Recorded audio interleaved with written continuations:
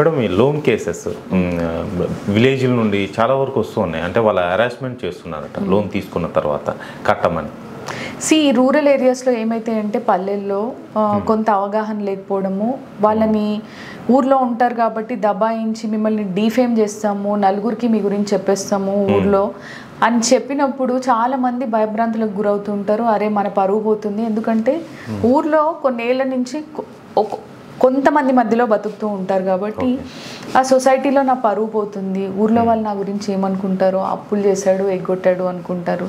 ఇలా ఎన్నో రీజన్స్ ఉండొచ్చు. దీన్ని ఈ రికవరీ ఏజెంట్స్ ఎవరైతే ఉంటారో బ్యాంక్ రికవరీ ఏజెంట్స్ వాళ్ళు అదనుగా చూసుకొని పక్కింటోళ్ళకి ఫోన్ చేయడము, వాళ్ళకి వాట్సాప్ మెసేజ్లు పెట్టడము. ఎందుకంటే వీళ్ళ కాంటాక్ట్స్ అన్నీ వీళ్ళకి తెలియకుండా వాళ్ళ దగ్గరికి ఎప్పుడో యాక్సెస్ అయిపోయి ఉంటాయి. ఎందుకంటే లోన్ తీసుకునే క్రమంలో వీళ్ళు హడావిడిలో అన్నిటికీ యాక్సెస్ ఇచ్చేస్తూ ఉంటారు.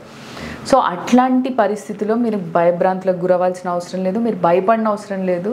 ఓకే, డెఫినెట్గా మిమ్మల్ని అలా ఎవరైనా బెదిరిస్తున్నారు, మిమ్మల్ని బ్లాక్మెయిల్ చేస్తున్నారు, ఎక్స్టార్ట్ చేస్తున్నారు, డబ్బు కట్టకపోతే మిమ్మల్ని అది చేస్తాను ఇది చేస్తాను మీ పరువు తీస్తాను అంటే డెఫినెట్గా మీరు ఒక అడ్వకేట్ని అప్రోచ్ అవ్వచ్చు, లేదు పోలీస్ స్టేషన్లో కంప్లైంట్ ఇవ్వచ్చు. పోలీస్ స్టేషన్లో కంప్లైంట్ తీసుకోకపోతే you can definitely approach an advocate, ఇలా నా పట్ల బిహేవ్ చేస్తున్నారు అని. అంతేగాని మనం ఒక కేసు చూసాము, ఆ అబ్బాయి లోన్ తీసుకున్నాడు, ఒక 2 లక్షలు కట్టలేకపోయాడు, తన వైఫ్ ఇమేజెస్ అన్ని అందరికి సర్క్యులేట్ చేయడం వల్ల అతను ఊరేసుకొని చనిపోయాడు.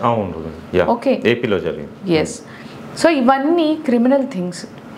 ఓకే, ఐపీసీ కింద వీటికి శిక్షలు ఉంటాయి. రికవరీ ఏజెంట్స్ ఇటువంటి వాటికి పాల్పడకూడదు. Definitely it's a crime.